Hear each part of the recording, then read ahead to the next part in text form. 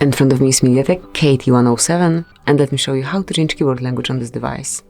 So at first, let's open messages, some area where you can enter new message, so you can see the keyboard dictionary. Tap on type text message, and here it is. As you can see, this is our language. This is our keyboard language. If you'd like to change it, you need to reach settings, then find and select languages and input. Go to virtual keyboard, then pick your own keyboard, and here by tapping on languages you can smoothly change it. So let's unmark use system language, and we can pick some language to apply.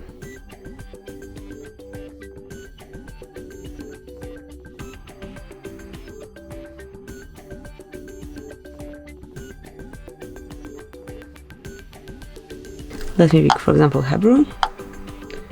And let's unmark English.